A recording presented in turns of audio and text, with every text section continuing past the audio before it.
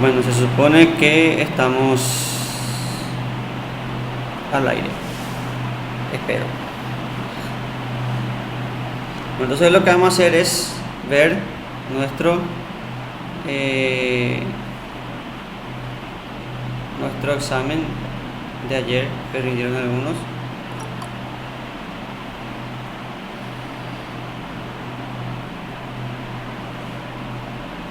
Así que pondremos en modo pantalla completa.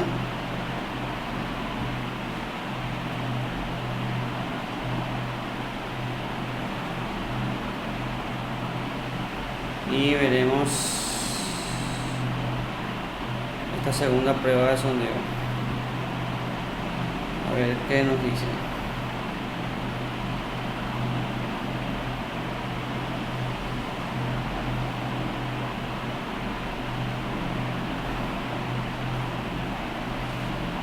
Bien.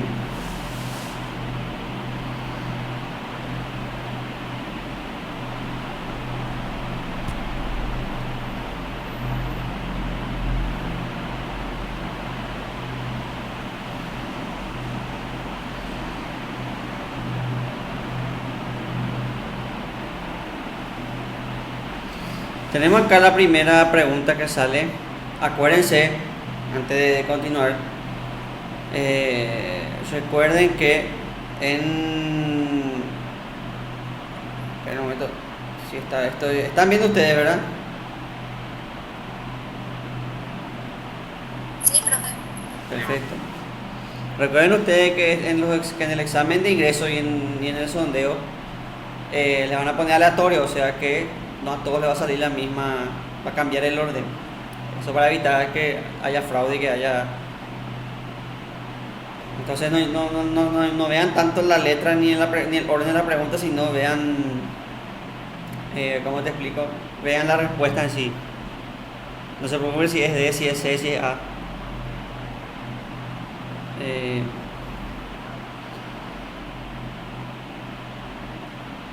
Bueno, la primera pregunta dice: en la teoría esotérica la actualización de la posibilidad es la materia, la potencia, la forma o el acto. La respuesta correcta es el acto.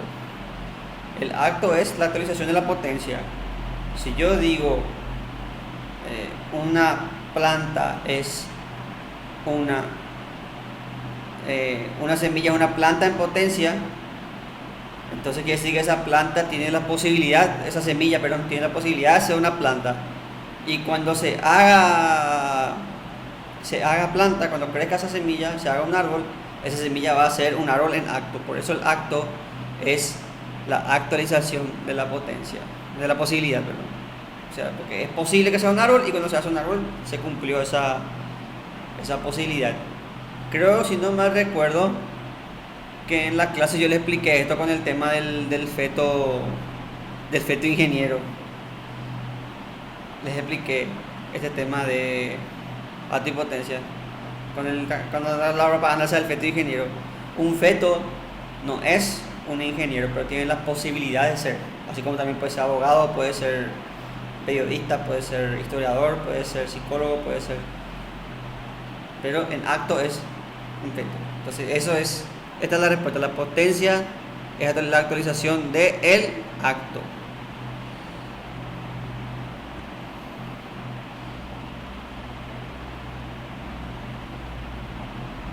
Vayamos a la segunda respuesta, a la segunda pregunta.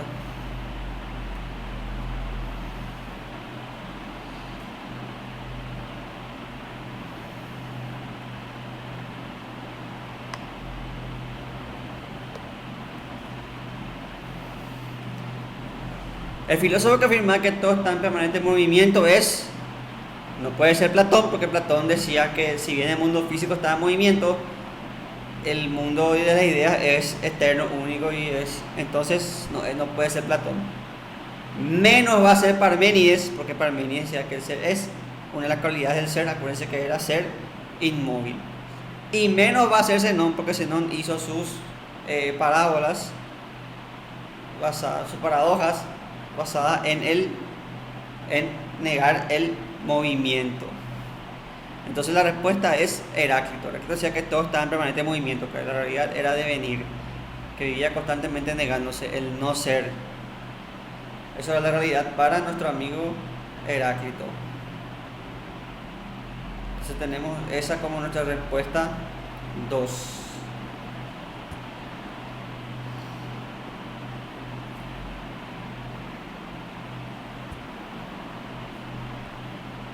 Veamos la respuesta 3.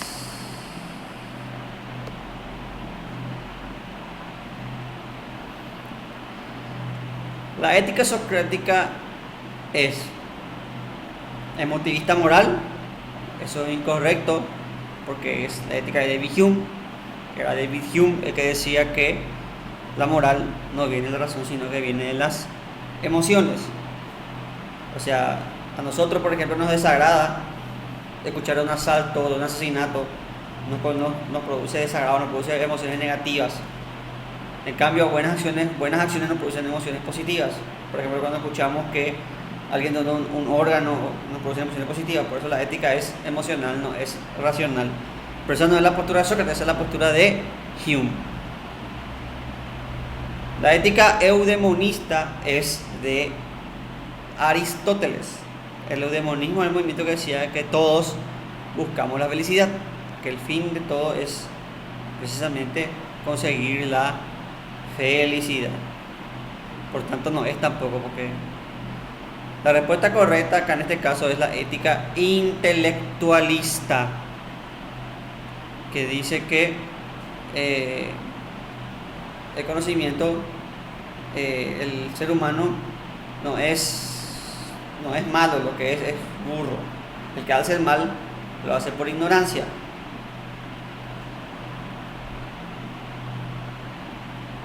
Yo les di el ejemplo en clase de justamente el político que roba, que se cree el vivo porque está sacando fondos del Estado, pero eso que él roba perjudica la salud, y a la larga, aunque no parezca, le perjudica a él mismo.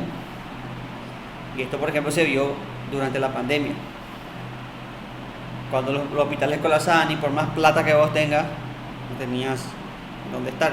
Y el servicio se veía deficiente por más plata que vos tengas. Entonces, esa es la ética intelectualista. Ya acuérdense que esta ética fue criticada por San Agustín.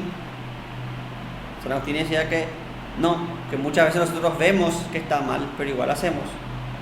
Veo el bien y sin embargo algo del mal, decía San Agustín. Es como cuando vos sabés que si tomás como cosaco vas a amanecer mal, pero igual tomás y amaneces mal y decís, no voy a más tomar el próximo fin de semana, pero el siguiente fin de semana volvés otra vez a tomar. 1, 2, 3.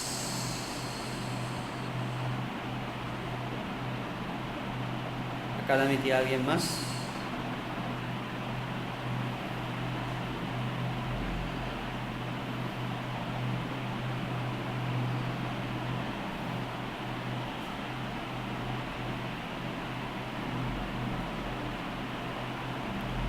A ver, 1, 2, 3. Este es ahora.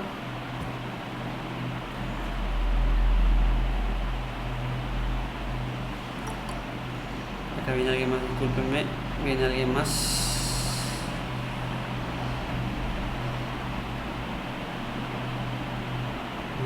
Todo. Admitir a todos.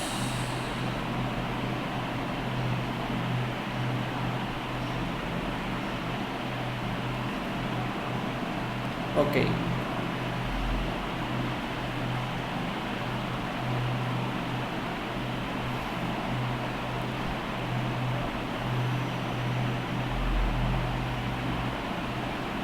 Acá estábamos.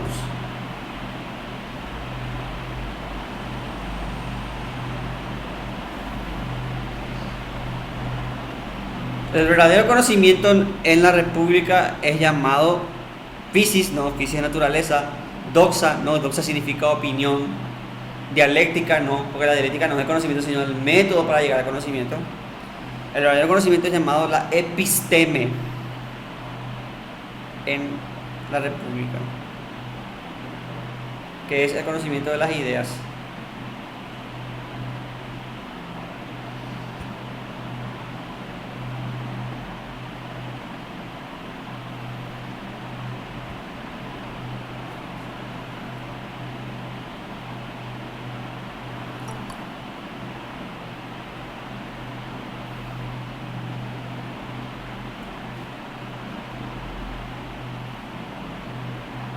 Tiene gente.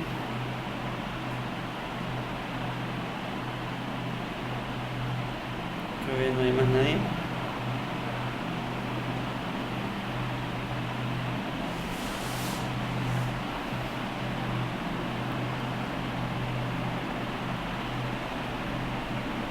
A ver, este ya vi. Sí.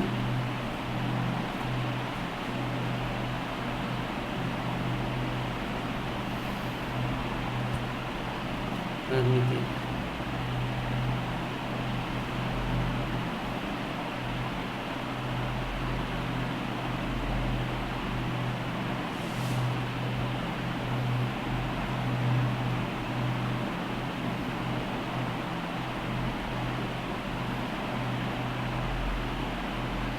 Aristóteles clasificaba la virtud en físicas y espirituales, la respuesta es incorrecta, físicas y mentales, casi pero no.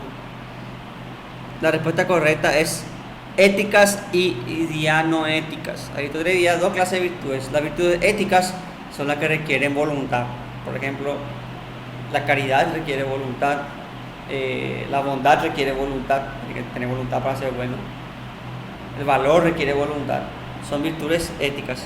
Pero están las virtudes que son más propias de la mente. Por ejemplo, el ser muy inteligente, el aprender rápido, el saber dibujar bien, el tener cualidades artísticas, actorales, por ejemplo, son todas virtudes dianoéticas que son propias del intelecto. Y esa es la respuesta correcta.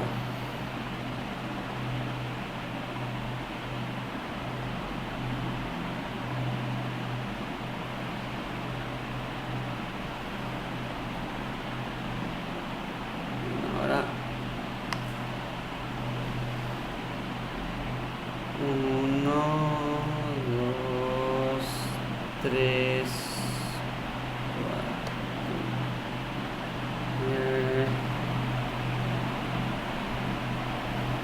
Este ya está. Entonces va este.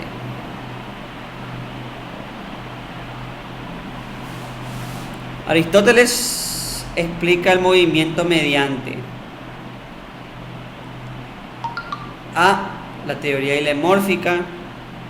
No, porque la teoría hilemórfica lo que explica es la relación entre materia y forma. El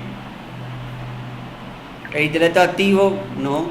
El intelecto pasivo, tampoco. La respuesta correcta es el acto y la potencia. Recuerden que el problema del movimiento empieza ya con los filósofos presocráticos. Y el problema es el siguiente: si las cosas se mueven, entonces ¿qué son? Si un huevo se convierte en gallina, entonces ¿qué es? ¿El huevo de gallina qué es? Y ahí están las dos posturas, la de Heráclito, que decía que todo es, y que la gallina y el huevo son en esencia la misma cosa, y la teoría de Heráclito, que decía que no, que la gallina y el huevo no son, que el huevo se niega para ser gallina, que el ser es devenir, que lo que es el cambio. Esa es la única constante, que nada es, sino que todo cambia. Y esas son las dos posturas contrarias, una que negara el movimiento, otra que afirmara el movimiento, hasta que viene Aristóteles y dice que en primer lugar el ser no es que es, sino que el ser es, pero es en varias etapas. Entonces soluciona el problema con la teoría del acto y la potencia.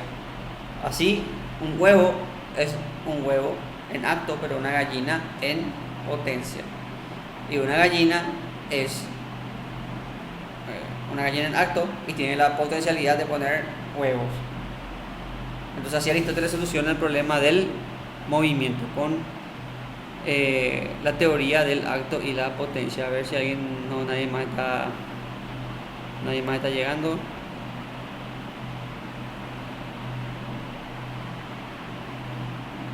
¿Dónde estábamos? Acá. Ahora acá.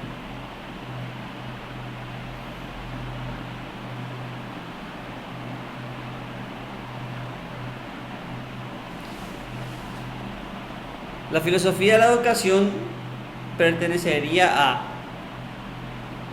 la filosofía teórica, no, porque la educación es teórica, pero también es práctica. La filosofía práctica, no, porque la filosofía también es teórica, la educación también tiene teoría. La ontología, no, porque la ontología estudia el ser. Y entonces es la filosofía de las disciplinas particulares. La filosofía de las disciplinas particulares es la rama de la filosofía que se encarga del análisis de las disciplinas particulares. Así, por ejemplo, hay filosofía de la medicina, hay filosofía del derecho, hay filosofía filosofía de la educación, filosofía de la historia también, hay filosofía también de la educación. Por eso pertenece a la rama de las disciplinas particulares.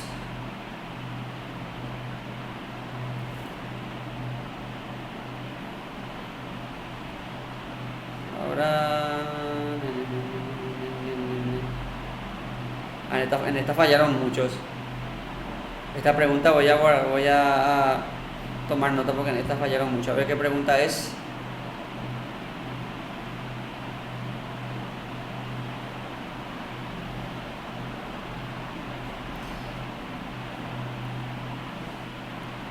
Sócrates afirmaba que no enseñaba nada, solo ayudaba a sus discípulos a encontrar la verdad que reside en ellos mismos, en su interior, propia de la alma con anterioridad. Esta teoría se conoce como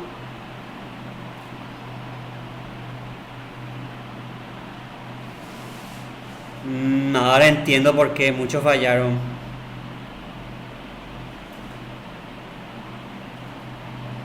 Entiendo que muchos fallaron porque está bien la pregunta, pero da para interpretación. Esta pregunta podría ser, podría ser objeto de nulidad porque está bien, pero se da porque les voy a explicar. Acá hay dos respuestas que pueden: subjetivismo, que es el sujeto, o innatismo. La respuesta correcta es innatismo, porque innata quiere decir que está en vos la verdad, y Sócrates creía eso, que la verdad estaba en vos, que tenía que salir a la luz a través del diálogo con el otro. Entonces Sócrates no creía ni que él ni que vos tenían, sino que la verdad es innata y está dentro de uno. Por eso Sócrates decía que él ayudaba a parir la idea. Él te ayudaba a llegar a la verdad a través del diálogo. Por eso la verdad es innata, está en uno mismo. Pero acá también podría ser subjetivismo, que la verdad está en el sujeto.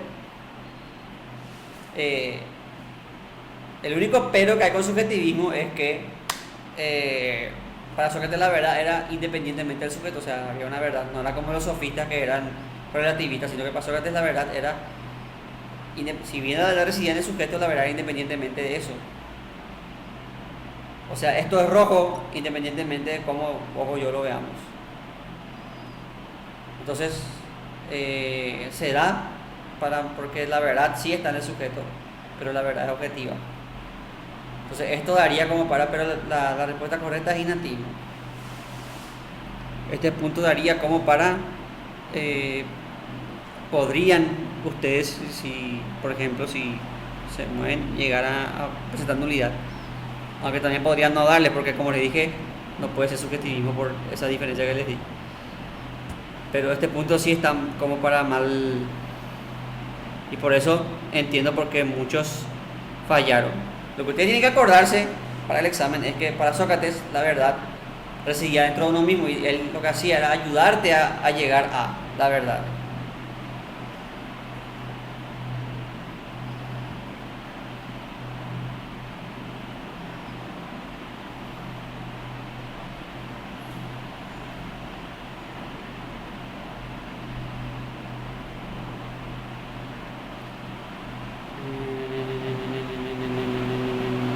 Fallaron muchos. Vamos por esta.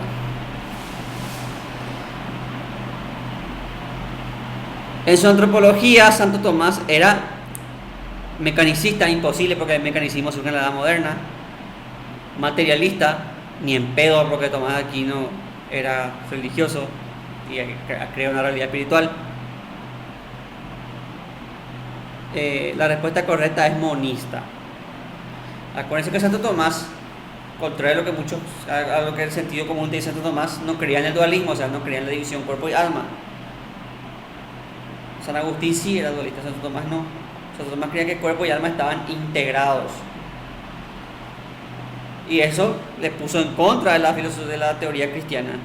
Pero Santo Tomás se defendió bien y dijo que el ser humano, el cuerpo está ligado al alma, como decía Aristóteles, pero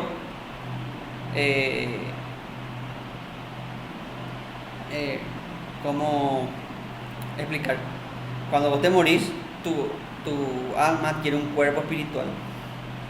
Y Santo Tomás se basaba en la Biblia, pero acuérdense que la Biblia dice que Jesús resucitó en cuerpo y alma. Jesús a su discípulo incrédulo, a Tomás el apóstol, no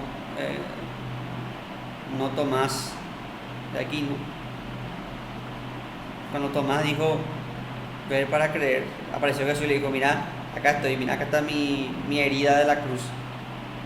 Y Tomás tocó sus llagas de la cruz y dijo: ahora he visto y creo. Y Jesús le responde que benditos son los que creen sin ver. Entonces quiere decir que Jesús resucitó en cuerpo y alma.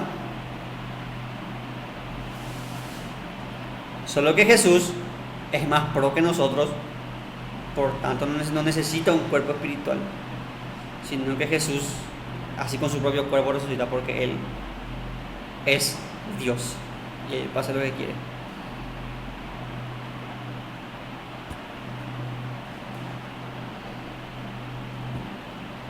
Siguiente pregunta.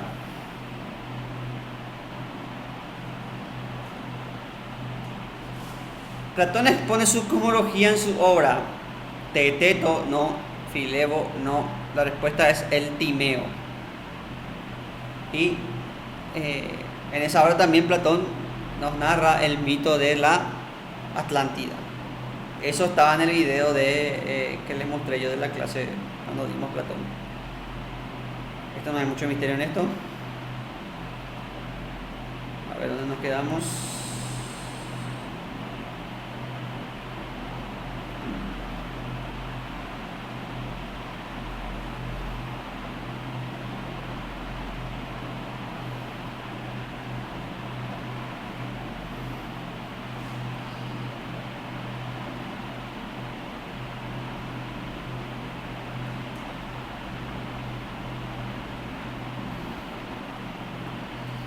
Acá nos quedamos.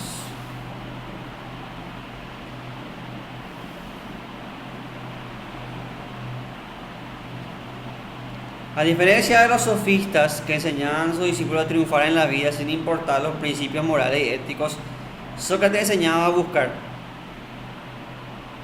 A. el triunfo y la corona, B. la gloria y el honor, C. el poder y la gloria, D. la virtud moral.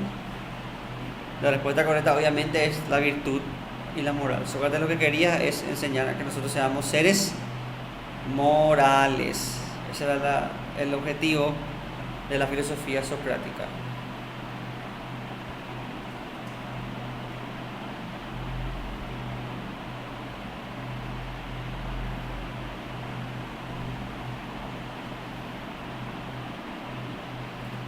Uno, dos, tres.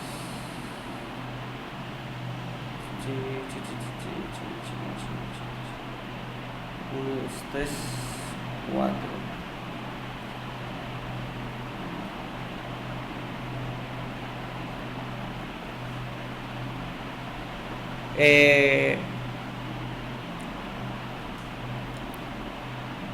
Acá les admito que yo hice un poquitín de trampa. En realidad actualmente no se puede formular un examen así. No sé por qué, porque es válido también, pero a usted no le va a aparecer nunca una pregunta de estilo en el cursillo. No corresponde a las... En negativo no puede estar, las preguntas siempre tienen que estar afirmativas, siempre tiene que ser algo que vos no puedes, no se recomienda formular en negativo. Esto fue una exigencia de una profe que ahora ya se retiró, que se llama Marta Ramos, y se cumple hasta ahora, así que, pero igual la pregunta es válida, si bien nunca les va a salir así a ustedes, nunca les va a salir planteada de esta forma, nunca les va a salir negativo. Entonces la pregunta dice, no corresponde a las características del ser según Parménides. Eterno, si el ser de Parménides es eterno, porque si no fuese eterno, habría algo antes del ser y por tanto eso que había antes sería, porque el no ser no puede existir. Infinito también, no. Uno también. El ser de Parménides solamente puede ser uno, es único, porque todo lo que existe es, y no puede haber nada más que esté fuera del ser. No puede haber dos seres, porque si fuera dos seres también sería. El ser de Parménides también es ilimitado, no puede tener límites, porque de tener límites, entonces significa que habría algo fuera de esos límites, y todo lo que fuera de esos límites no sería, y entonces no puede existir, por tanto tiene que ser. Entonces nos queda la respuesta de infinito, que es la característica que no corresponde. Si bien el ser de Parménides es ilimitado, el ser de Parménides es finito, porque lo infinito, como yo les expliqué en la clase de Parménides, lo infinito es incompleto, y lo incompleto no es, porque es incompleto. Entonces la respuesta correcta es acá, esta es la característica que no corresponde, es infinito. Les repito, la pregunta está bien, es correcta, bien formulada, pero en el examen no les va a aparecer nunca una pregunta negativa.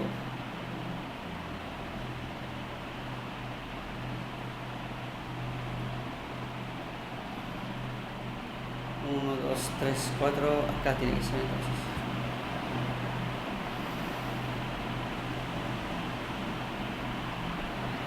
Para Heráclito, el logos es, opción 1, una inteligencia ordenadora.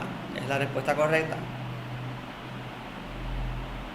El logos para Heráclito creía que todo el mundo era cambio, que todo está en constante cambio.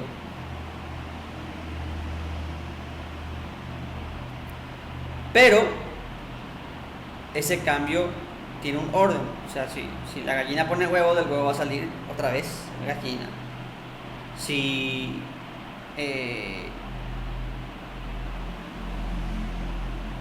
la semilla crece, si esa semilla de manzana crece, el árbol que va a salir va a ser de manzana. El cambio tiene un orden, y ese orden es lo que Heráclito le llamaba logos, esa inteligencia ordenadora.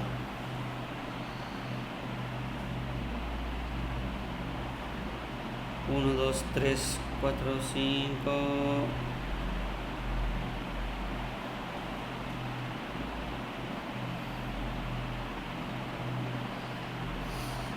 La mejor forma de gobierno para Platón no es la oligarquía, porque la oligarquía es el gobierno de todos. Tampoco la democracia, porque Platón no tenía fe en la democracia. Platón creía que la democracia era un gobierno de la muchedumbre, de la gente que no sabe elegir. Gobierno de la chusma, decía él. La tomocracia, que no existe, en realidad debería existir democracia. Tomocracia no existe. Y la aristocracia, que es el gobierno de los mejores. Esa es la mejor forma de gobernar a Platón. ¿Por qué Platón tenía fe en la aristocracia? Porque decía, la aristocracia es el gobierno de los que fueron formados para gobernar. Por tanto, gobiernan los mejores.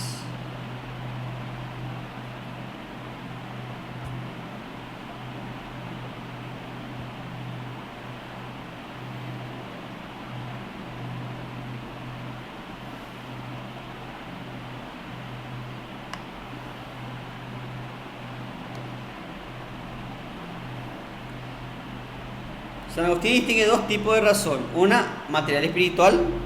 Incorrecto, ese no es el nombre. Natural y sobrenatural.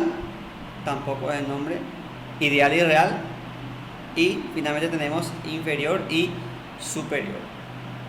La razón inferior tiene por objeto la ciencia y se encarga del mundo material. Pero la respuesta es inferior y superior porque material no es el nombre. Y la razón superior tiene como objeto la fe y se encarga del mundo espiritual. Es el llegar hacia Dios. Busca las ideas que están en la mente de Dios. Y es el conocimiento superior.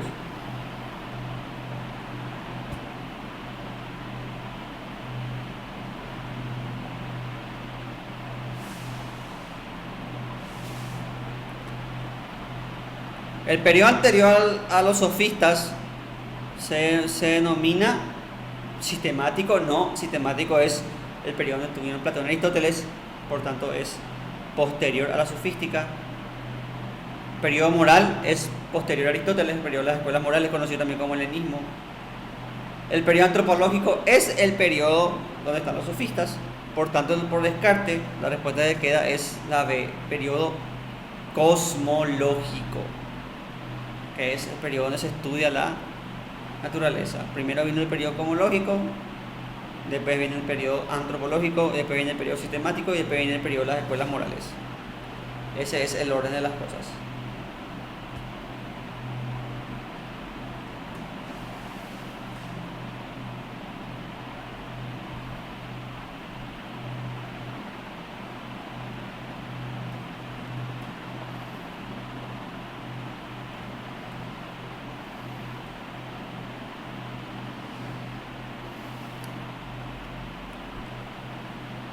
La escuela que inició la filosofía se denomina pitagórica, incorrecto. Los atomistas, incorrecto. La escuela de Lea, no. La respuesta correcta es la escuela jónica, también conocida como la escuela de Mileto. Con esos dos nombres le puede aparecer a usted en el examen. Acá el profe que hizo el ítem, porque estos son ítems que sacamos de exámenes de pruebas de sondeo pasada. Y este hizo otro profesor. Acá el profesor, este ítem admito no hice yo. El profesor que hizo esto les quiso poner un poquito más difícil, por eso en vez de ponerle la escuela de Mileto, les puse la escuela jónica. A ver si no se confundían. Así que recuerden, chicos, que les puede aparecer con esos dos nombres: la escuela de Mileto o la escuela jónica. Recuerden bien eso, chicos.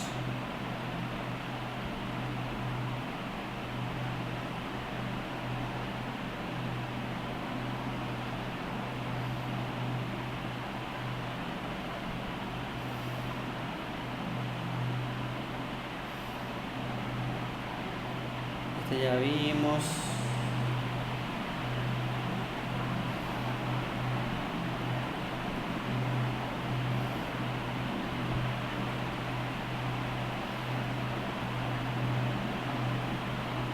Tenemos que ver ahora.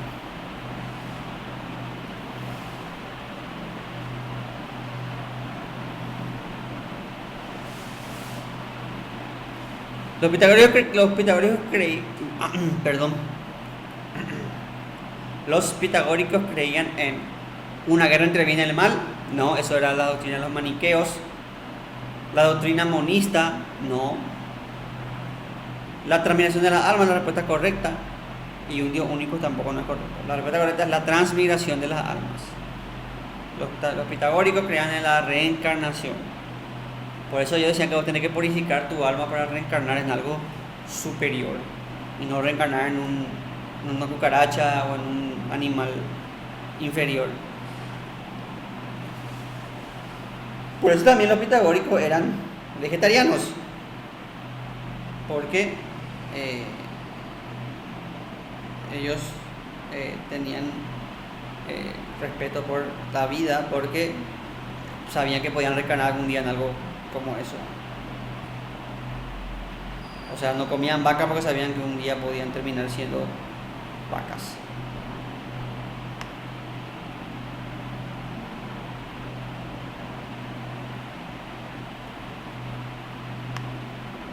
A ver dónde me quedé.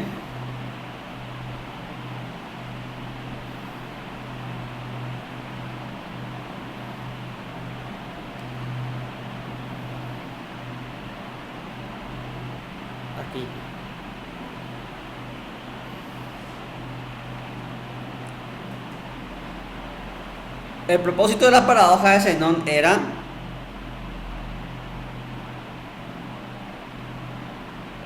afirmar el devenir, no. Zenón negaba el movimiento. Refutar la creencia de naturaleza estática, no. Para Zenón la naturaleza era estática, así que ¿por qué iba a refutar eso? Negar el conocimiento sensible tampoco era su objetivo. El objetivo de Zenón era negar el movimiento. Zenón era, acuérdense que Zenón era partidario de Parménides y que el objetivo de la filosofía de Zenón es justamente apoyar a Parménides negando la existencia del movimiento, diciendo que el movimiento es solamente algo aparente.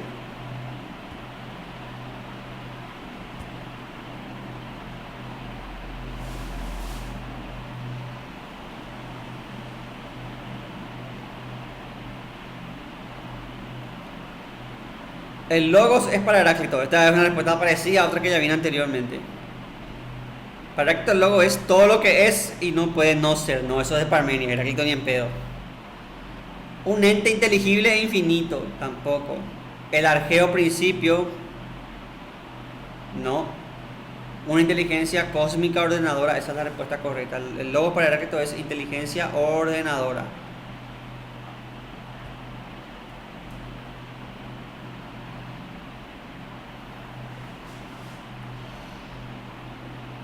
Aristóteles fue discípulo de Sócrates, no. Discípulo de Sócrates fue Platón. De Parménides tampoco. De Tales menos, porque Aristóteles no es de la escuela de Miletos. La respuesta correcta es Aristóteles fue discípulo de Platón.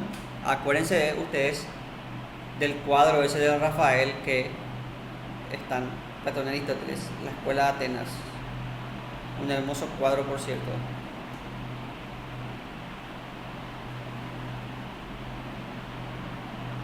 Un momentito, por favor, vengo enseguida.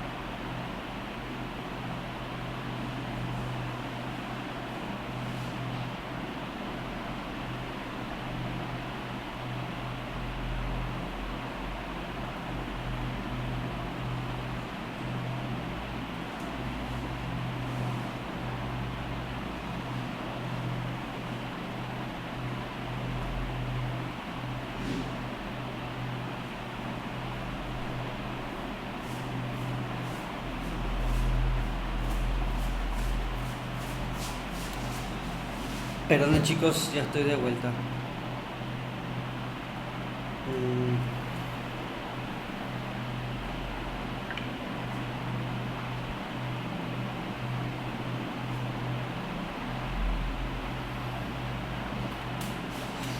Bueno, hasta ahora no hay ninguna duda sobre ninguno de los ítems planteados, ¿verdad? Si tienen alguna duda, alguna consulta, alguna otra pregunta, solamente tienen que escribirme en el chat o decirme. Seguimos.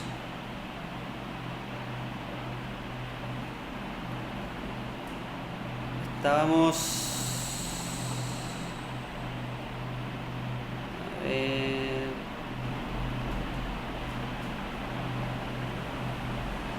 no, este ya... Acá estábamos.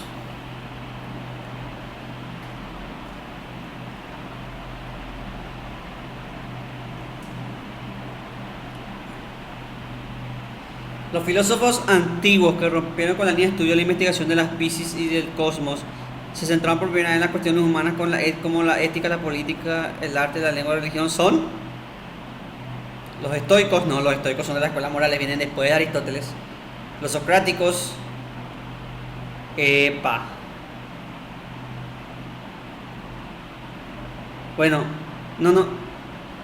Esta pregunta también está bien, pero se puede dar Porque los sofistas y Sócrates son contemporáneos y los dos se ocuparon por las cuestiones humanas. Sin embargo, los sofistas vienen primero. Entonces, la respuesta correcta es los sofistas. Pero esta respuesta está muy jodida porque los dos pusieron al mismo tiempo. Si les parece esta pregunta, ya saben, los sofistas. Aunque yo no pondría esta pregunta en un examen porque los dos son contemporáneos y se puede dar a malentendido esta pregunta. Pero si les sale a ustedes así, pongan los sofistas. No sé si esto motivó nulidad de la pregunta, pero yo no pondría esto porque es muy jodido porque ambos son contemporáneos, ambos se centraron en el ser humano, en cuestiones humanas como la ética, la política y la retórica.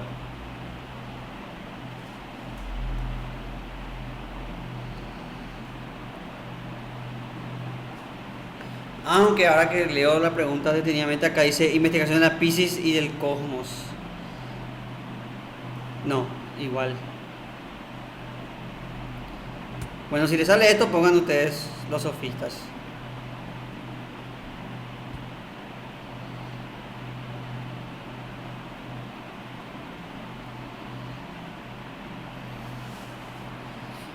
Según los sofistas, el conocimiento es pura sensación. No existe un conocimiento objetivo y universal ni nada que sea verdadero o falso. Todo el conocimiento depende de la sensación y circunstancias. Esta concepción es la postura empirista, no, porque no está hablando de la experiencia. Está hablando de sensaciones, sí, pero no está hablando de un conocimiento objetivo. Utilitarista tampoco. Es escéptica y relativista la respuesta. Correcta.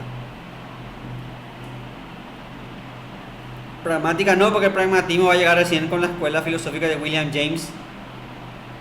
Pero la respuesta es escéptica y relativista.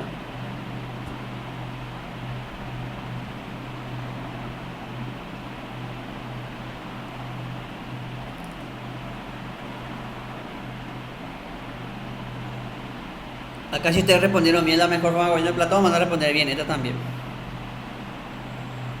En la sociedad, según Platón, deben gobernar los comerciantes, no. El pueblo, ni en pedo. Para Platón, ni en pedo el pueblo tiene que gobernar. El pueblo no sabe gobernar. Los guerreros o guardianes tampoco.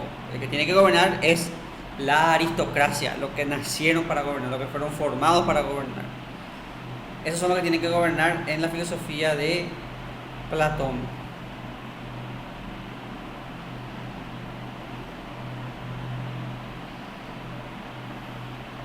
No. Ahora es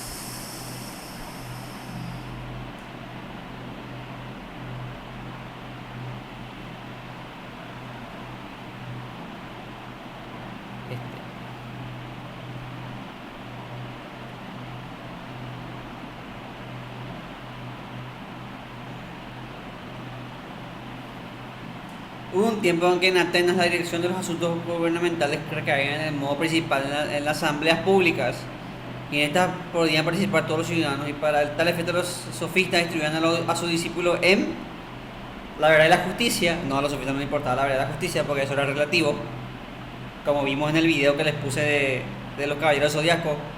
Máscara de Muerte tenía una postura más o menos sofista y decía que la justicia dependía del contexto y del tiempo y del retórica y virtudes. No, los sofistas no enseñaban virtudes porque las virtudes dependían también del consenso social, no dependían. Oratoria y ética, oratoria sí, pero ética no. Los sofistas no enseñan ética porque la ética es relativa. Retórica y oratoria, esta es la respuesta correcta. La respuesta correcta es retórica y oratoria. Los sofistas enseñaban retórica y oratoria.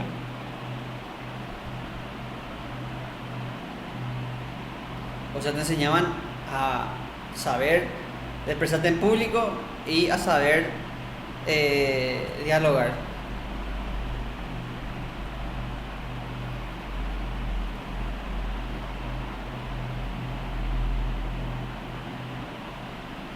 Siguiente pregunta.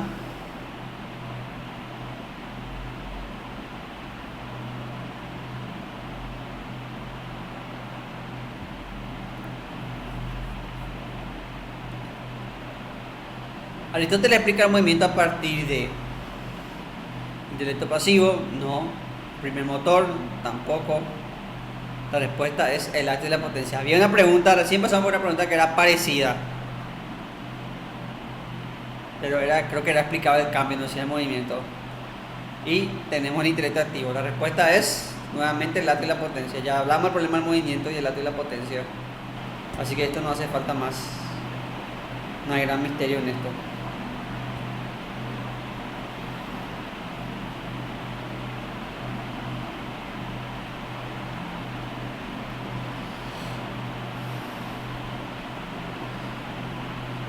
Para los sofistas son buenos, útiles y convenientes y beneficiosos para la sociedad aquellos objetos, instituciones y comportamientos que fueron juzgados y declarados como tales por los sabios y los filósofos, no. La minoría de los ciudadanos, no. Los gobernantes, no. La mayoría de los ciudadanos, sí. Recuerden que acá estamos hablando de ciudadanos. ¿Quién era ciudadano en Grecia? Ciudadano en Grecia era...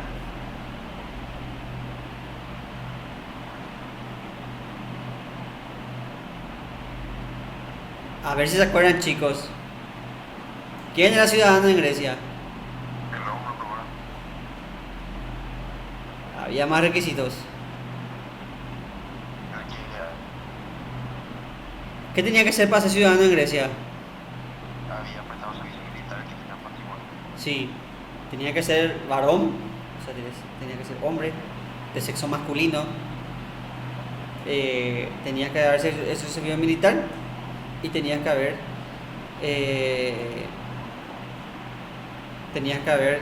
tener propiedades en la ciudad. Voy a volver a presentar pantalla. Entonces,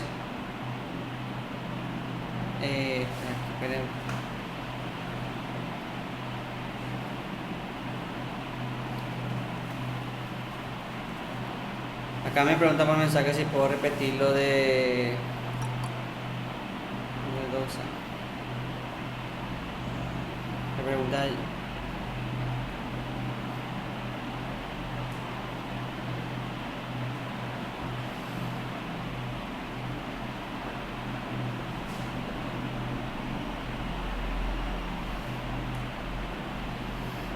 y a mí no me pregunta si le pasa estaba Leli en la clase o no la acepté.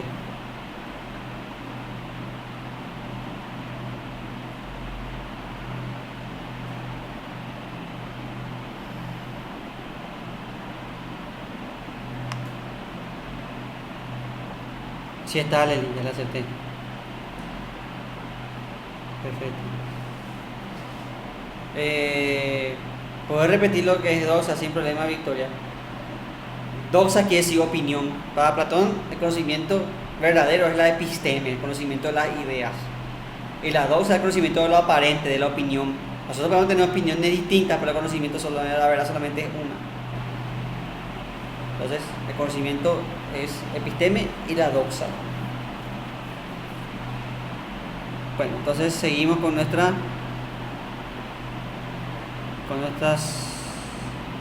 preguntas. Creo que estábamos, ya no me acuerdo ni dónde estábamos. Acá creo que estábamos.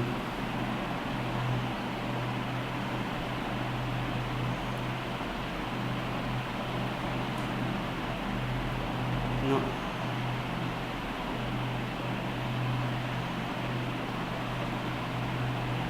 Este ya vimos.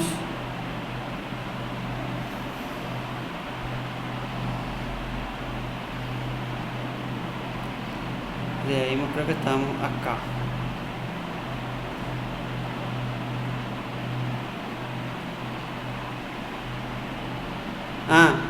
Como le decía, son la mayoría de ciudadanos, porque son la mayoría de los ciudadanos, son los ciudadanos, o sea, los varones que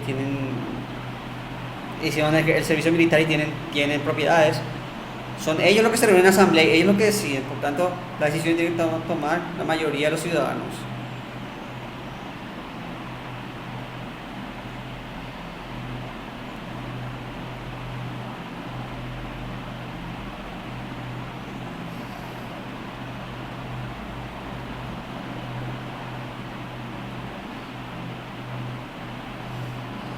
En la tradición griega se consideraba como natural aquellos que poseían en sí mismos la razón de su propia existencia, es decir, lo que había sido creado por voluntad del hombre.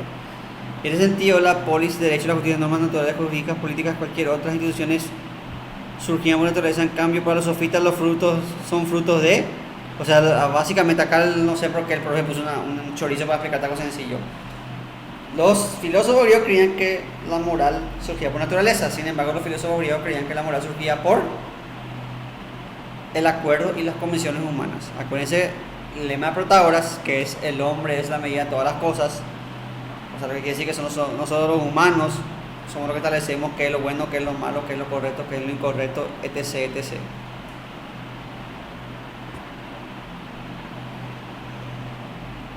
¿Dónde estamos?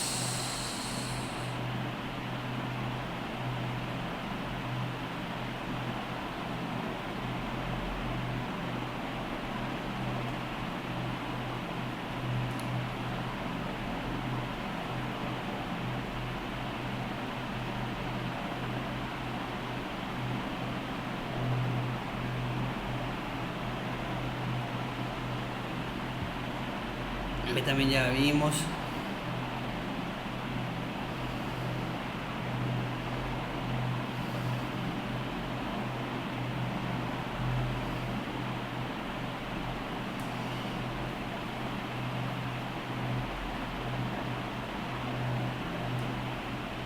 También ya vimos. Creo que era acá.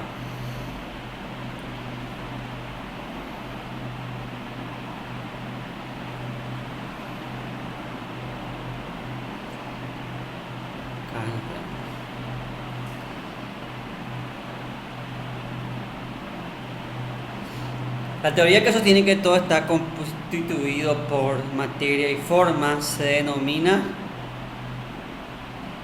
hilemorfismo. Hilozoísmo es la teoría que cree que todo está formado de espíritu. Remembranza es la teoría que nosotros conocemos por recuerdo. Y mente psicosis es la teoría de la transmigración de las almas. Entonces la respuesta correcta es hilemorfismo.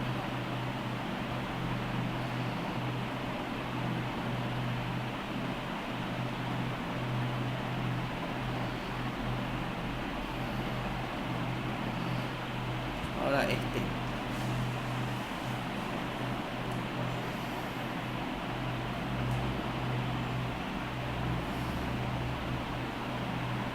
En el mito de la caverna las sombras representan. La respuesta es el mundo aparente. Eso no tiene ningún misterio. Sí, pasemos a la siguiente pregunta.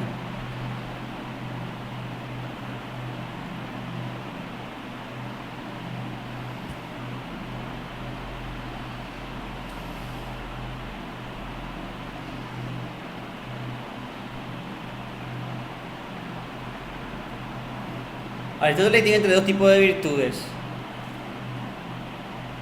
Este también ya él nos tocó formulado de otra forma. Y son las virtudes éticas y dianoéticas. Esto ya apliqué, así que pasemos a lo siguiente. Mierda, una mosca. El filósofo que postuló que el hombre es por naturaleza un animal político fue Sócrates. No fue, tampoco fue Parménides, tampoco fue Platón. El filósofo que postuló esto fue Aristóteles. Aristóteles decía que el hombre es un animal político, un zoon político. ¿Por qué? Porque nosotros desde que nacemos ya nacemos en sociedad. Los seres humanos somos seres sociales. Nacemos en una sociedad, por tanto nacemos en una unidad política. Una familia es una unidad política. En la familia hay autoridad, hay leyes, o sea, hay reglas. Entonces, en una familia ya es, hay quienes hacen las reglas, quienes ejecutan las reglas y quienes administran la justicia en la familia. Si vos te portas mal, tu papá te castiga. Si vos te portas bien, te premia. Entonces, la familia es una unidad política. Por tanto, nosotros somos por naturaleza políticos. De hecho, si nos alejásemos de nuestra naturaleza social, no seríamos humanos. No sé si fue a ustedes o al otro curso, yo le pregunté, le hice la pregunta siguiente: si un hombre fuese criado por lobos, ¿ese hombre sería un ser humano? Sí, genéticamente, o sea, de cuerpo sería un ser humano, pero no sería un ser humano, no sabría hablar, no sabría... De hecho, les cuento a los estudiantes de psicología que estudios de la neurociencia demuestran que si un bebé no aprende a hablar en los primeros 2 años, ya no habla nunca más, porque las conexiones neuronales se atrofian. Entonces, un bebé que no habla a los 2 años ya nunca más va a aprender a hablar. Por eso, los seres humanos somos seres sociales por naturaleza y por ende somos seres políticos por naturaleza. Somos animales políticos, somos políticos. Esta tesis también fue elaborada por Santo Tomás, así que si a ustedes le aparecen Santo Tomás, también. Y si le aparecen Aristóteles y Santo Tomás, ustedes tienen que pedir la nulidad del punto porque las dos respuestas son correctas.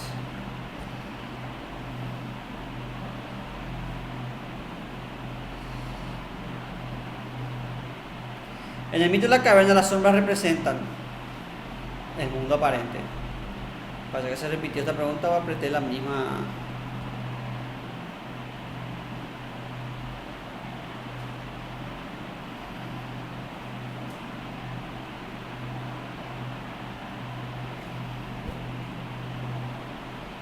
Ya vimos.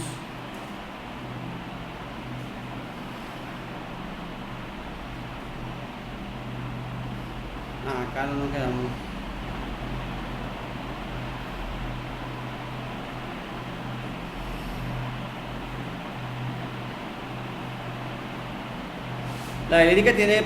La dialéctica platónica tiene como objeto conocimiento de las doxas, no, la doxa es opinión.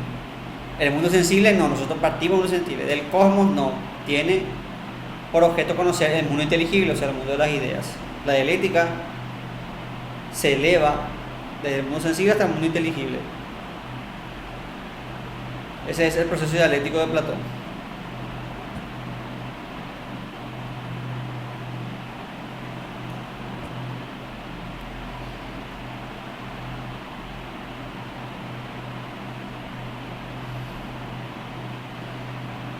Ok, ahora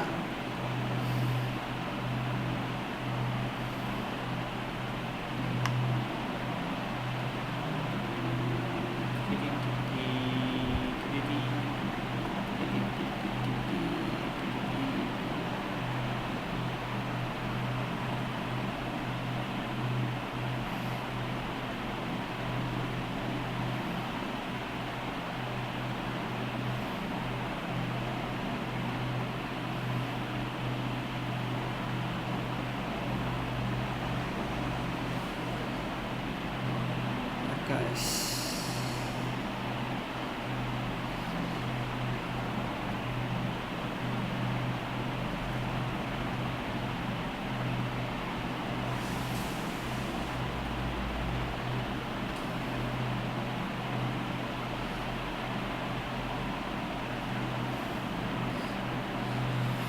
A diferencia de los sofistas, Sócrates creía en una verdad universal, particular, relativa, existencial. La respuesta es que Sócrates creía en una verdad universal.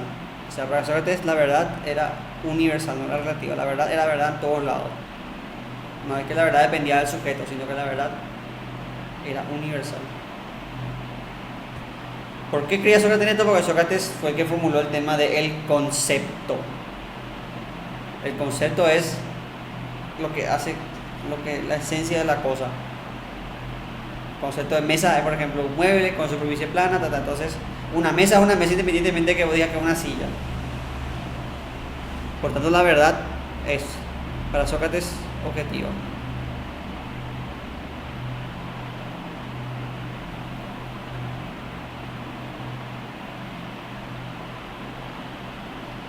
Ya vimos.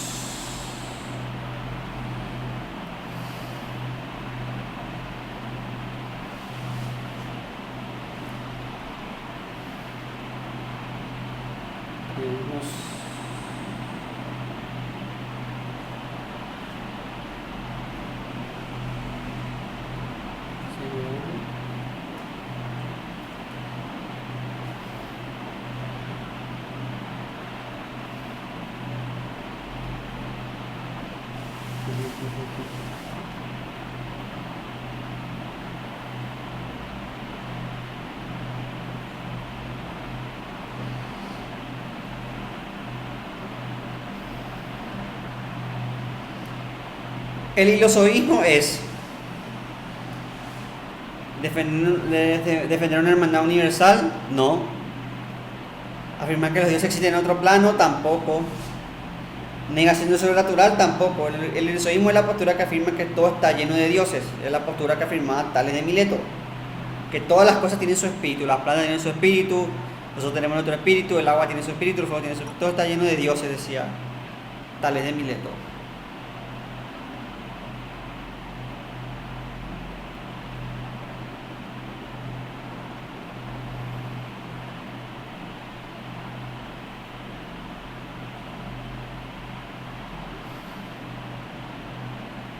Ahora,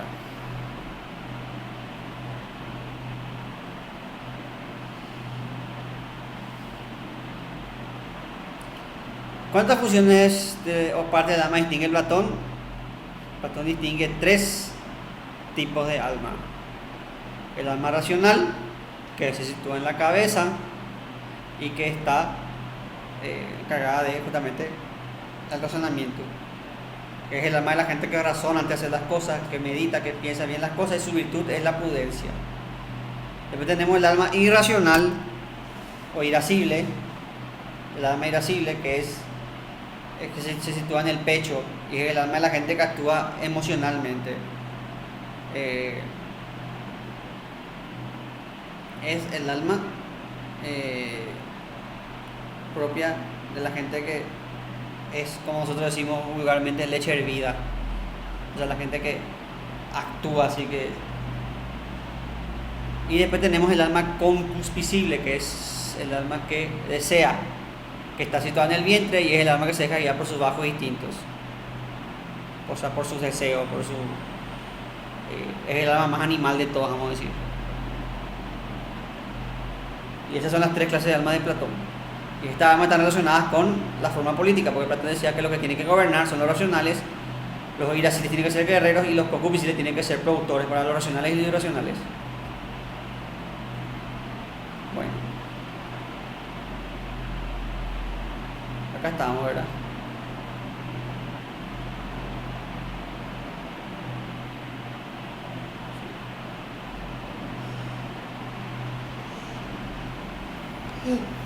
Perdón. El método socrático para llegar a la verdad se denomina método deductivo, no, eso fue inventado por Francis Bacon. Dialéctica, no, ese es el método de Platón. Método inductivo, tampoco. El método para llegar a la, el método inductivo fue inventado por Francis Bacon. El método deductivo fue elaborado por la lógica aristotélica.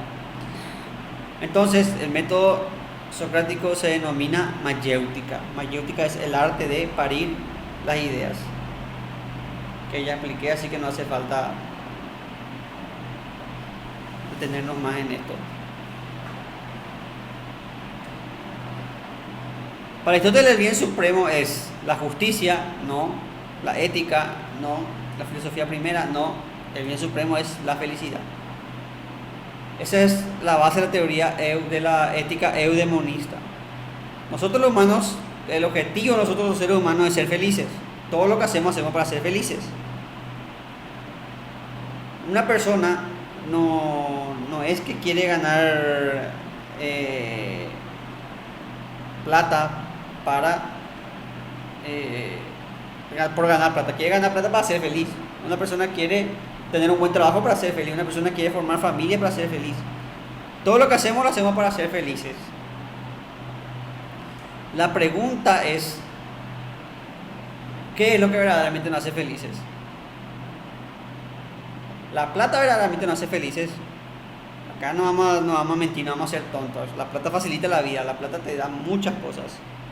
Pero la plata per se no te hace feliz. Hay mucha gente que forrada en plata que es infeliz. ¿Cuántas veces ustedes no vieron los famosos que tienen no sé cuántos divorcios y cuántos problemas judiciales y cuánto?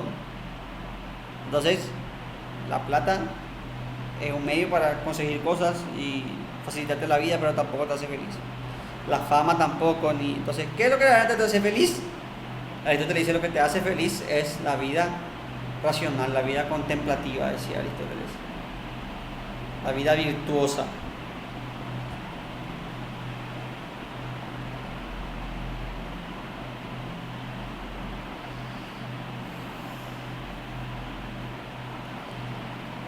Para Platón, los que tienen que gobernar son los guerreros, no, los comerciantes, no, los productores, no, los filósofos. Para Platón, los filósofos los que tienen que gobernar, porque los filósofos son las almas racionales. Y vos necesitas gobernar un gobierno racionalmente, por eso los que tienen que gobernar son los filósofos. La idea de Platón era un filósofo gobernante.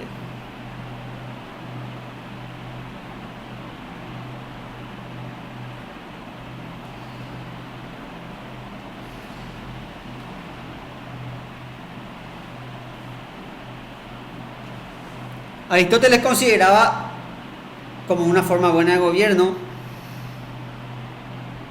la oligarquía, no, porque la oligarquía es la forma corrupta de la aristocracia. Tiranía, no, porque tiranía es la forma corrupta de la monarquía. Demagogia, no, porque demagogia es la forma corrupta de la democracia. Entonces la única forma de gobierno buena por descarte que queda es la monarquía. De hecho, para Aristóteles la mejor forma de gobierno era la monarquía moderada.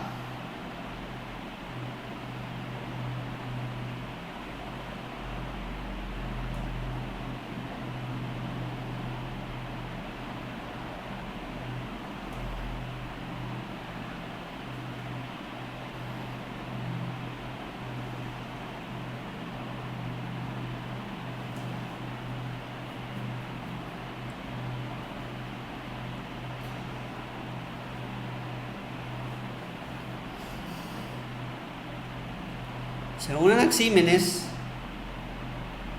el proceso de formación de las cosas se da a partir de justicia e injusticia. No, eso era el proceso de Anaximandro, que era la Perón que se separa por justicia, se pone por injusticia. Calor y frío, cerca pero no. Materia y forma, no, eso es Aristóteles. El proceso de formación de Anaxímenes se da por condensación y rarefacción. Condensación es el proceso por el cual el aire se condensa. Por ejemplo, cuando vos estás duchándote y ves vapor por tu ventana, ahí el vapor de agua se condensa y se hace agua. Y la rarefacción es el proceso del aire enrarecido, que se da por ejemplo con los gases, cuando el aire está lleno de gases. Entonces Anaximandro lo que hizo es postular una teoría de la naturaleza según la cual todo se hace el aire, porque el aire condensado se hace agua, el aire más condensado se hace, el agua más condensada se hace hielo, el polvo del aire condensado se hace tierra, el aire enrarecido se hace fuego, se hace calor, se hace, entonces así se da la naturaleza. El valor de Anaxímenes justamente es que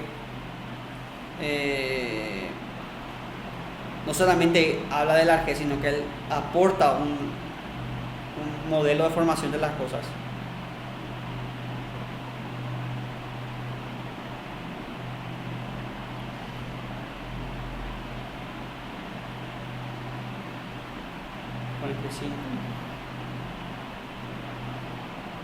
Este, 46.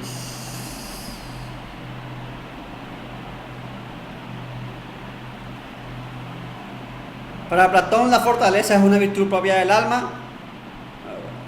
Racional, no, la virtud del alma racional es la prudencia. La concupiscible, no, la virtud del alma concupiscible es la templanza. La prudencia,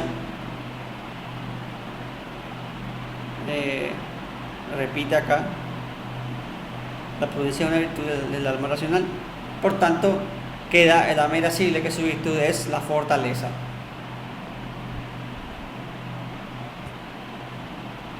Uno, dos, tres, cuatro, cinco.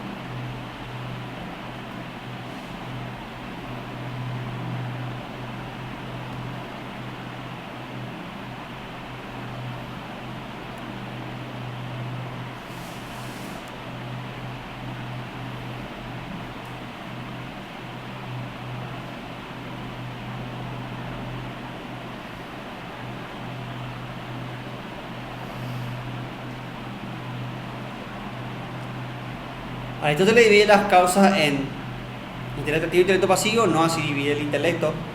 A priori y a posteriori no. Acto y potencia no. Tenemos las causas material, formal, eficiente y final.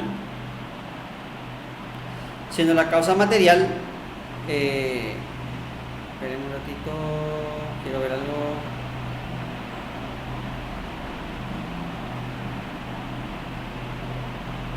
Sabía que llegó alguien. Como estoy así en pantalla completa, tienen que disculparme porque no suena el... bueno, por eso es que es importante que lleguen temprano. ¿Dónde estábamos?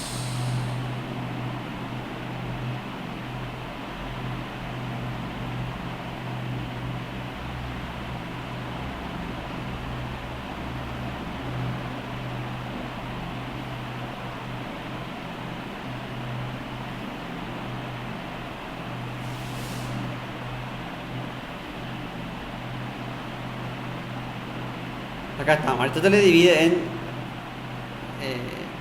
las causas en material, formal, eficiente y final. Siendo la causa material la causa de lo que está hecho la cosa. La causa formal, la forma que tiene esa cosa. La causa eficiente es lo que hace la cosa y la causa final es el para qué se hace la cosa. El ejemplo que está en el material de usted, que en el PowerPoint que yo le hice, es el ejemplo de la silla. La silla puede ser, la causa material de la silla puede ser madera, metal. La causa formal puede ser la forma de silla. La causa eficiente puede ser, tiene que ser el carpintero. Y la causa final tiene que ser para sentarse.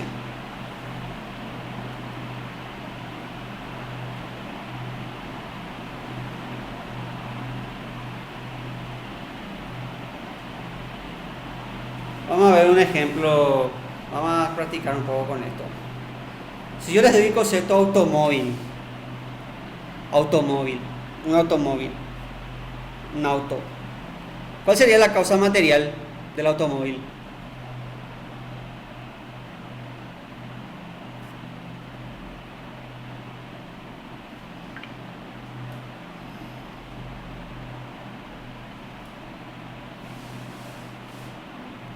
Sí, el metal. El auto puede ser metal.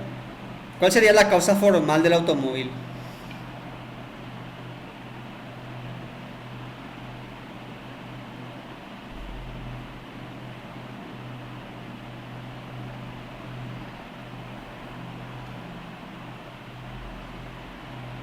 La forma del auto, o sea, no tiene que tener una forma aerodinámica para ser auto, tiene que tener 4 ruedas, esa es la causa formal, la forma que tiene que tener para ser auto. La causa eficiente del automóvil, ¿cuál sería? La causa eficiente. ¿Quién hace el automóvil?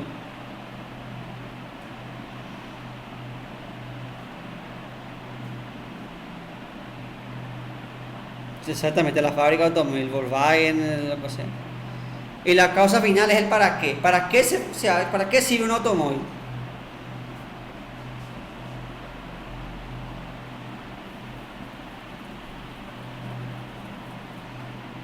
Sí, para irse de un punto A a un punto B. Esa sería la causa final. Una vez que ustedes tienen esto ya van a poder. Porque acuérdense ustedes que en el examen le va a aparecer así como está acá, le puede aparecer como está formulada esta pregunta ahora. O también le puede aparecer, por ejemplo, la causa final de una silla es, y ahí te va a aparecer sentarse, por ejemplo. Por eso les hago esta pregunta así, porque les puede aparecer también de esa forma en el examen.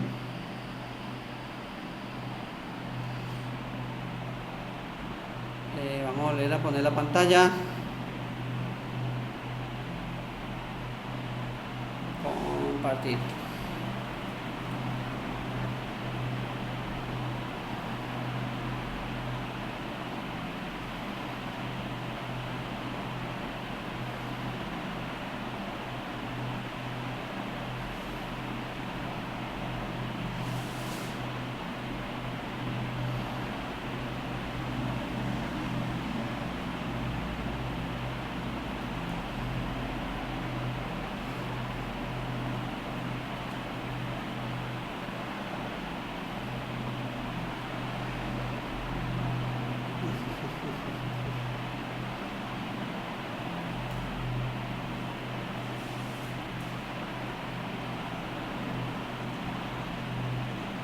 Este acá.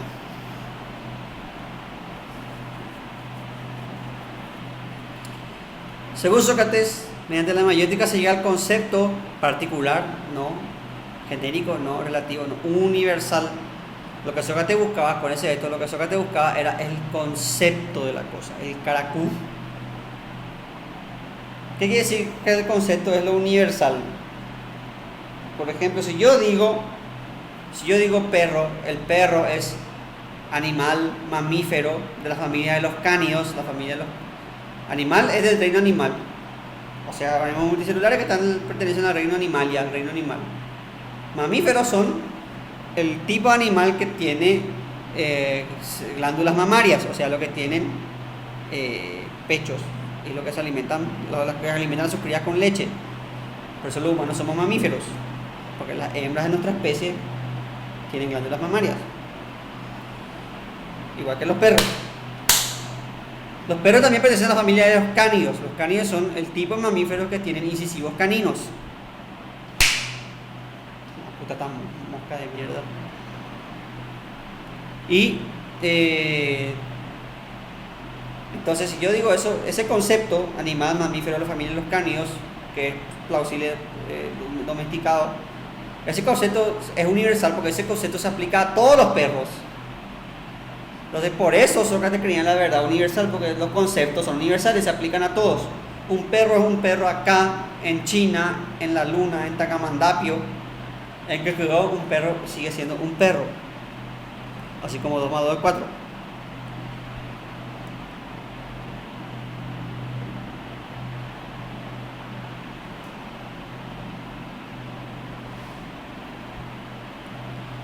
Las 3 clases de alma según Aristóteles son: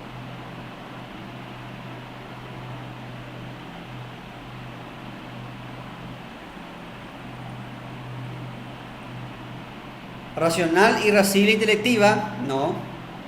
Irascible es de Platón, a ella fue.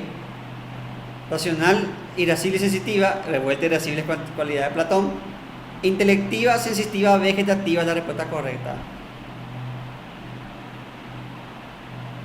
Por descarte ustedes ya podían hacer esta pregunta porque el resto de la pregunta tiene algo de Platón.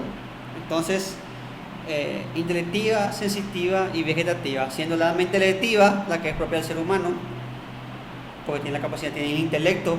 El alma sensitiva la que tiene la capacidad de sentir, que es propia de los animales, y el alma vegetativa, que es el alma más básica de todas, que es la de las plantas, que tiene la capacidad de nutrirse y reproducirse. Acuérdense siempre que los tipos inferiores de alma participan en los tipos superiores, los tipos superiores participan en los inferiores, pero los tipos inferiores no en los superiores. O sea, una planta no tiene la capacidad de sentir ni de razonar, pero un humano tiene la capacidad de sentir y de reproducirse y nutrirse, obviamente. Y así llegamos a la última pregunta, que es: lo que no es corresponde a la vía de la opinión, la verdad, lo imposible, el conocimiento. Esto viene de Parménides. Y Parménides hablaba de 3 vías. La vía de la verdad, que es la vía de lo que es y no puede no ser, porque el ser no puede no ser, porque si el no ser fuese, entonces sería. Entonces, la vía de la verdad es la vía del ser. Después tenemos la segunda vía, que es la de lo imposible, que es la del no ser, porque es el ser, el no ser es imposible que sea, porque si el no ser fuese, entonces sería. Por eso el no ser es imposible. Y después tenemos la vía de la opinión, que es la vía de lo que es y no es. Ahí, por ejemplo, tenemos la vía de un feto que es feto, pero a la vez humano, pero a la vez es. Esa es la vía de la opinión, de la doxa.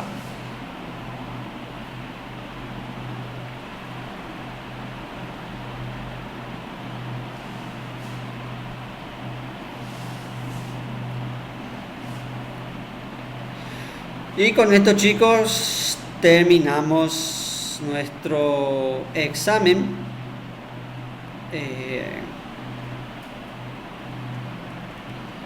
No sé qué les pareció, si tuvieron problemas, cuál fue el ítem que les pareció más jodido,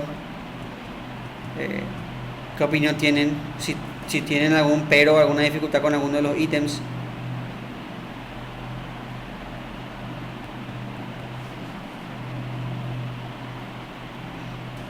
Sí, cualquier cosa, ustedes comuníquenme. La próxima semana vamos a repetir este mismo esquema, pero con, como les digo, ya desde, vamos a acordar esto. Nosotros dimos hasta edad media, entonces tiene que ser, después de Santo Tomás, tiene que ser edad moderna. No sé si quieren hacer aparte edad moderna, o sea, racionalismo venimos Kant y después otro examen de contemporánea que sea desde Hegel en adelante. ¿Quieren hacer así?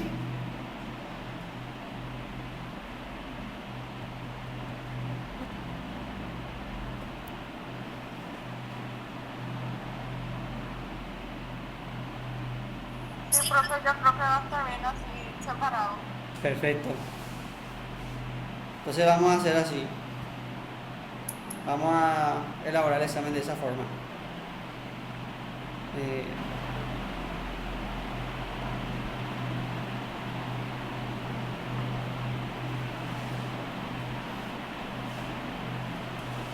Me encanta la pregunta de Victoria.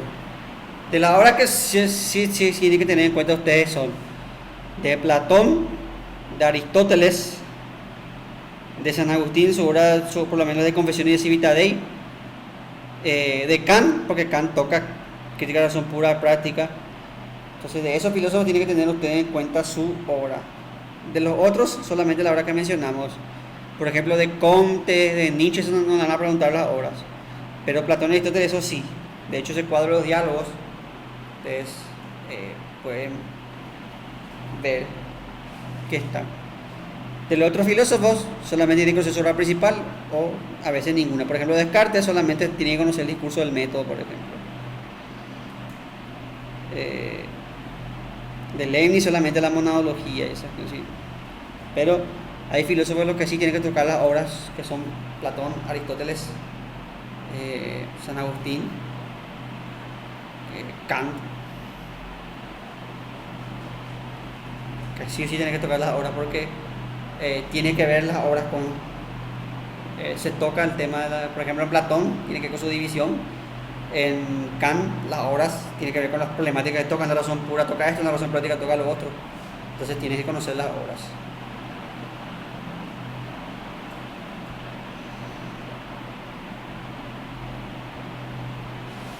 Profe, ¿en los exámenes se ponen preguntas largas también o son más preguntas así concisas?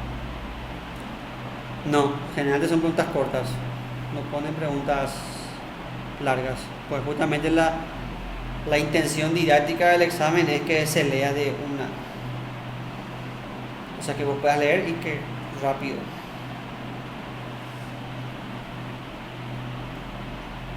Lo bueno del examen virtual es que te da tiempo de... Nosotros cuando tenemos... Esa es otra ventaja que van a tener ustedes ahora porque lo más probable, dadas las circunstancias, ayer murieron más de 60 personas,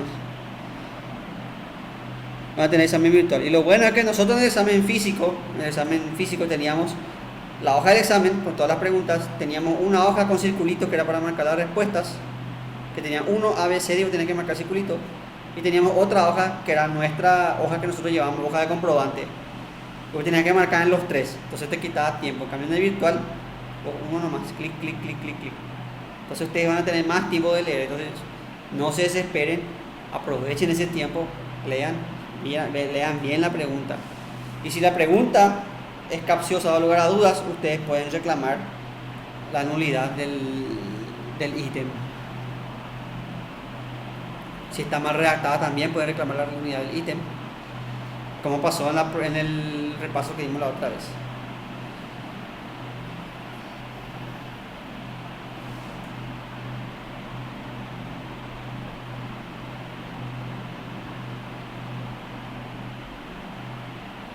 ¿Alguna otra pregunta, otra eh, consulta? Bueno, entonces quedamos así. Para la próxima semana hacemos ese mecanismo de repaso. Repasamos Moderna A. No sé qué día ustedes tienen agendada la prueba de sondeo.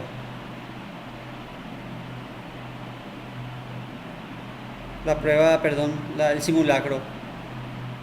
¿No la van a tener en la semana de eso?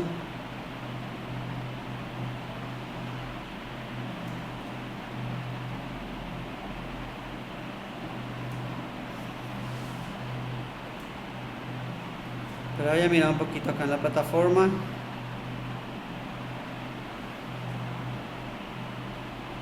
Supuestamente empieza el primero, profe. Si ahora justamente estoy...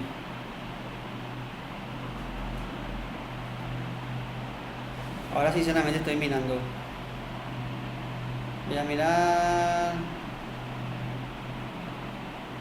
Acá está, simulacro está acá al principio de la plataforma, está simulacro de examen. Acá estoy entrando.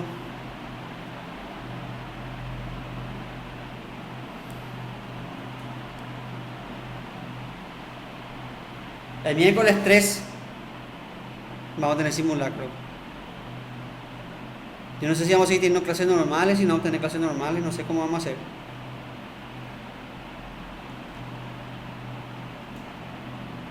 Voy a averiguar todo eso. Ah, pero si el lunes tiene examen.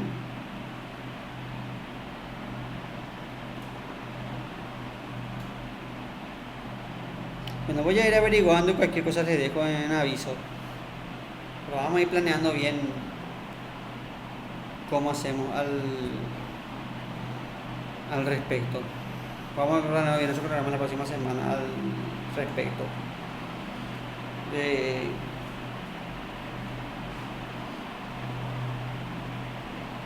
Entonces, como les dije, probablemente el examen, incluso el examen de ingreso también probablemente sea virtual, dadas las circunstancias atenuantes que estamos viviendo.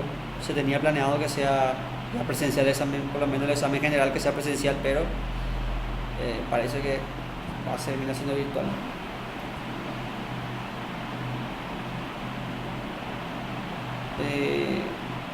Entonces la próxima semana tendríamos que tener simulacro y seguimos con nuestras clases de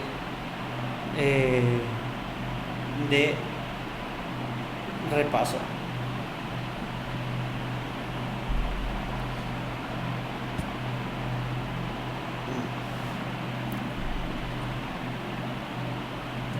Otra consulta.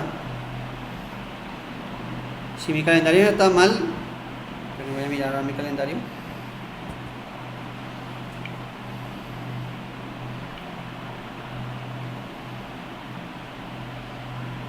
Si mi calendario no está mal, tendremos clase hasta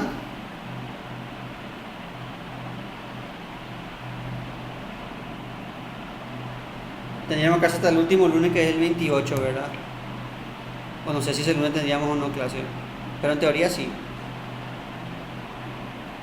Entonces, todo el resto de estas clases nos dedicaríamos a hacer lo mismo que estamos haciendo ahora: pruebas y más pruebas. Eso es lo que estaríamos haciendo ahora, ya para entrenarles a ustedes en estos. Y también tengo pendientes ese tema de ver el cuadro comparativo de los esquemas de Aristóteles, que vamos a ver uno de estos días, que vamos a ver porque en los dos libros son las mismas cosas, pues están de forma diferente. Entonces tenemos que ver en los dos materiales que tenemos que ver para que no se sorprendan ustedes. Vamos a elaborar un cuadro general. ¿Alguna otra consulta, otra pregunta? Aprovechando que tenemos tiempo.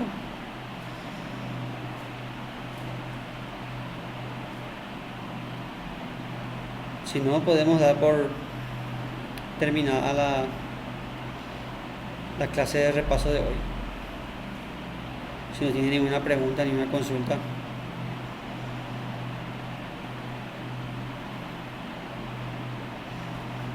Bueno, Profe, en la plataforma vas a estar explicando el tema del examen de simulacro.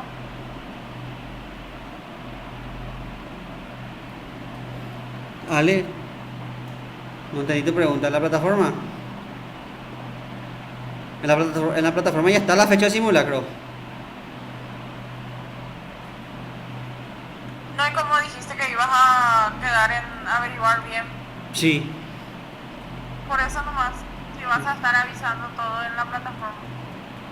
sí, voy a enviarle mensaje a ustedes por la plataforma. Eso voy a hacer.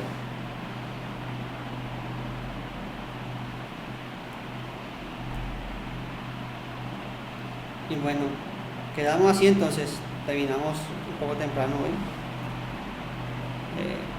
Claro, podríamos echar tiempo para responder sus inquietudes, pero en vista que no hay inquietudes, podemos dar por terminada la clase de hoy. Y voy a averiguar, voy a aprovechar ahora y voy a llamarle, apenas terminemos, voy a llamar al profe, al coordinador a ver cómo queda el tema de las pruebas de sondeo.